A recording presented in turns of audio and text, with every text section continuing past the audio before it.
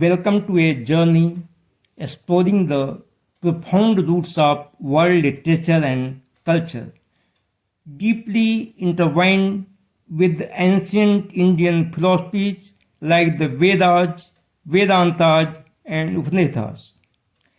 These texts form the bedrock of thought encompassing various parts, Vedas, which are collections of hymns, Vedantas, which delve into the essence of knowledge, Vedangas, the limbs of the Vedas, and philosophical schools like Sankhya, Mimamsa, and Nyaya Darshan, each offering unique perspectives on existence and inquiry.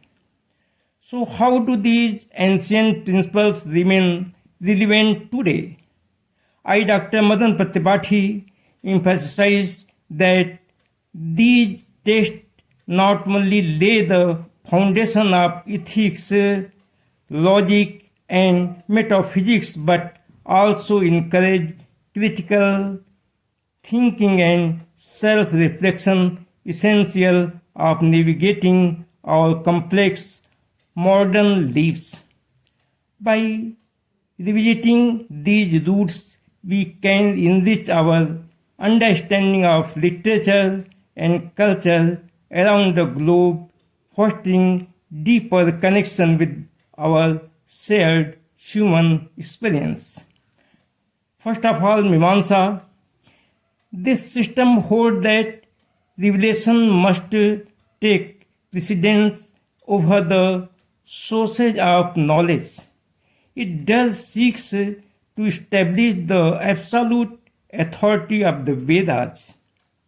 It gives rules for interpretation of the Vedas and provides a philosophical justification for observation of Vedic rituals. Since it focuses on the earlier rituals of the Vedas rather than the later Upanishads.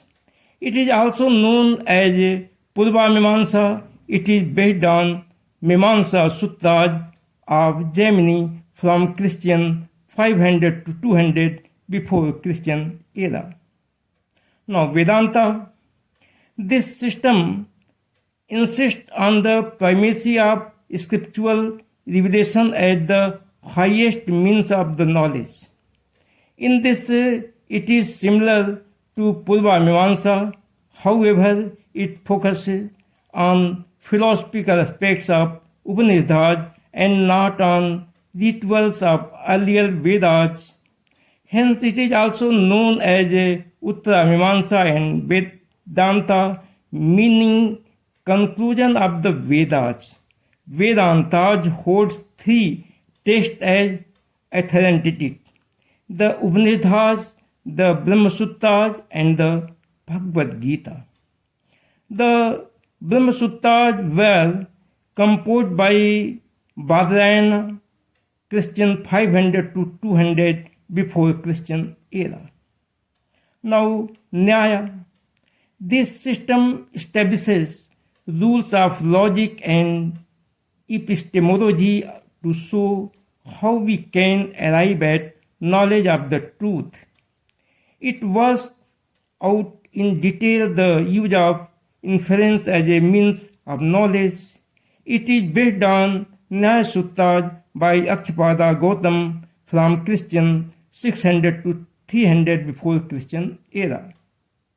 Now, Vaiseshika, this system holds that the world is made of an infinite number of atoms which combine to form earth, water, fire, and air.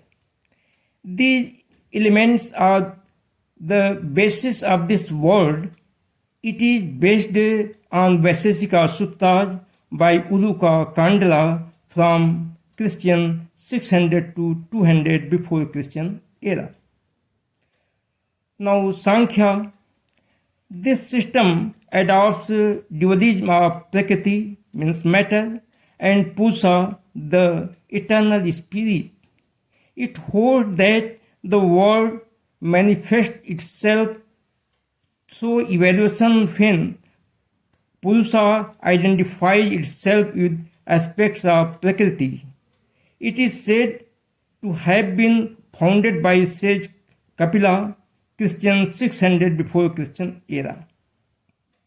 However, its classical form is derived from Sankhya Karika by Ishwar Krishna from Christian 300 to 550 Christian era.